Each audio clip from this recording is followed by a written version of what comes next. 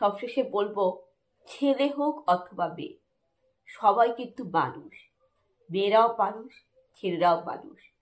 আর কারোর বাড়িতে যেই সন্তান আসুক না কেন, ছেলে হোক অথবা মেয়ে হোক, সন্তান যেন ভালো থাকে, সুস্থ থাকে, এবং সন্তান যাতে ভালো মানুষ হয়, মানুষের মতো মানুষ হয়, এবং সন্তানের যাতে কোনো ক্ষতি না হয়, এই কামনাই তো ঈশ্বরের কাছে করা উচিত।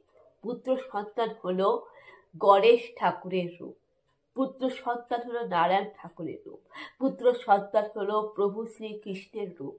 যখন কোনো বাড়িতে যখন পুত্র সন্তান জন্মায়, তখন সেই বাড়িতে ভগবান শ্রীকৃষ্ণ, রাম, গণেশ, কার্তিক ঠাকুরের আবির্ভাব হয়।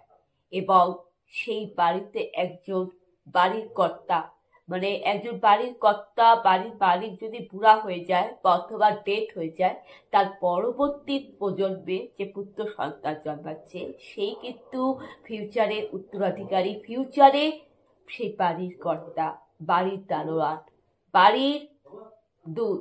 অর্থাৎ ঘরে কোনো পুত্র সন্তান জন্মায়, সেটা স্বর্গ থেকে দুধ নেমে আসে। অর্থাৎ একটা মানুষের লাঠি, একটা মানুষের বেঁচে থাকার, আত্মরক্ষার একটা অস্ত্র, একটা বংশের প্রদীপ হচ্ছে সেই পুত্র সন্তান। এটা কিন্তু একদমই সত্যি কথা।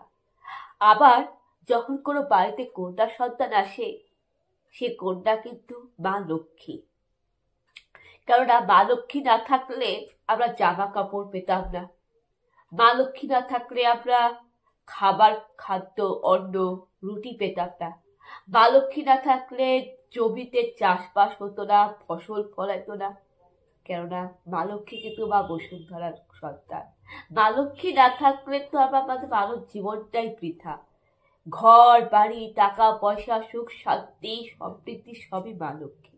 আর ঘরে যখন কন্যা সন্তান আসে, তার সাথে মা লক্ষ্মী, মা সরস্বতী দুটাই আসে। আর কন্যা সন্তান কিন্তু দুই বংশের প্রতীক, যে শ্বশুর বাড়ি বাপের বাড়ি দুটোই সামলায়। তো সেটাই বলছি যে মেয়ে হোক অথবা ছেলে হোক, দুটাই ঈশ্বরের দান, ঈশ্বরের কৃপা। সন্তানের জন্ম দেয়, সেটা ঈশ্বরের আশীর্বাদ।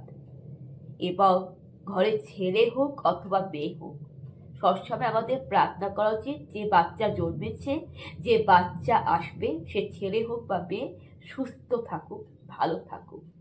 এবং এই কামনাই করা উচিত যাতে সবাই সৎ শিক্ষা পায়, সঠিক পথে যায়, মানুষের মতো মানুষ হয়। তাই এই কার্তিক মাসে যেরকম কার্তিক ঠাকুর ফেলার চল রয়েছে, ঠিক সেইভাবে যেন এইভাবে কন্যা সন্তানের আশায় এইভাবে লক্ষ্মী ঠাকুর ফেলাটা, এটাও কিন্তু একটা ভালো, একটা সুন্দর দিক। এইভাবে যেন একটা প্রত্যেকের ঘরে এরকম নবজাগরণ এবং শুভবুদ্ধি সম্পন্ন হোক। বন্ধুরা,